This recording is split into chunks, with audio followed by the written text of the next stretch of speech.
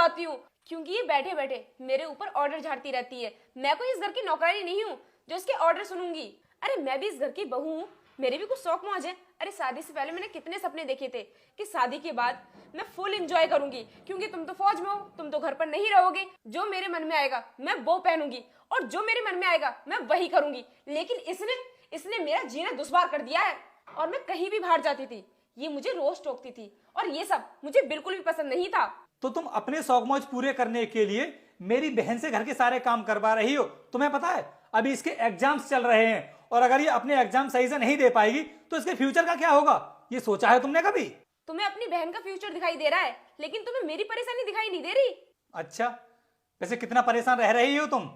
मेरी बहन बता रही थी कि जब मैं बॉर्डर के लिए चला जाता हूं तो तुम रात के 12-12 1-1 बजे घर वापस आती हो। ये परेशानी है तुम्हारी। अनुष्का, तुम्हें पता है कि हमारे घर में हम तीनों के अलावा कोई और नहीं रहता है। अगर मेरे माँ बाप इस घर में रह रहे होते तो क्या तुम उनके सामने भी यही सब करती?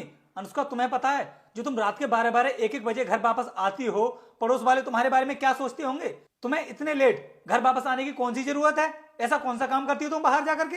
कोई भी मेरे बारे में कुछ भी सोचता है, मुझे इस बात से कोई फर्क नहीं पड़ता। मुझे अपनी लाइफ जैसी जीनी है, मैं वैसी ही जीऊंगी। तो फिर ठीक है अनुष्का, तुम्हें अपनी लाइफ को अपने हिसाब से जीना है, तुम्हें अपनी मनमानी करनी है, तुम्हें हमारी बात बिल्कुल भी नहीं माननी है। तो फिर ठीक है, तुम्हारे लिए ना अब से इस घर में कोई जगह नहीं है। तुम्हें अपनी जिंदगी जैसे भी जीनी हो आराम से जीना, कोई रोक टोक नहीं करेगा तुम्हारे लिए। अब तुम जाओ मेरे इस घर से। तुम ये क्या बोल रहे हो? इतनी छोटी सी बात को लेकर तुम मुझे घर से बाहर निकाल रहे हो? तुम पागल तो नहीं हो गए हो? अरे सिटी में तो ये सब करना नॉर्मल है, तुम पता नहीं कौन से जमाने में जी रहे हो। अनुष्का, तुम्हारे लिए होगा ये सब नॉर्मल, लेकिन हमारे लिए नहीं है। हम लोग गांव से आए हैं और हमें अपने संस्कारों के बारे में ना अच्छे से पता है कि कौन से टाइम पर क्या करना है, कितने टाइम बाहर जाना है और कब घर आना है।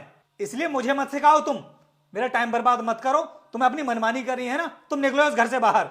नहीं नहीं रोहित, तुम मुझे घर से बाहर मत निकालो। अगर तुम्हें ये सब करना अच्छा नहीं लगता है तो ठीक है, मैं आज के बाद कभी ऐसा नहीं करूंगी। और मैंने तुम्हारी बहन के साथ जो भी किया उसके लिए भी तुम मुझे माफ कर दो। और आगे से मैं दीदी से कभी भी कोई भी काम नहीं कराऊंगी। प्लीज इस बार मुझे माफ कर दो। भैया, आप भाभी को माफ़ कर दो। भाभी आगे से ऐसा कभी नहीं करेंगी, क्योंकि भाभी को अपनी गलती का एहसास हो चुका है।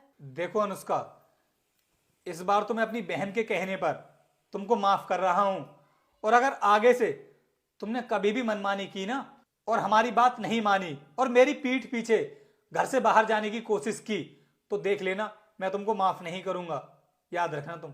ठीक है रोहित, मैं आगे से कभी भी तुम्हें कोई भी शिकायत का मौका नहीं दूंगी। तुम बैठो, मैं तुम्हारे लिए चाय बना के लेकर आती हूँ। ठीक है, जाओ तुम।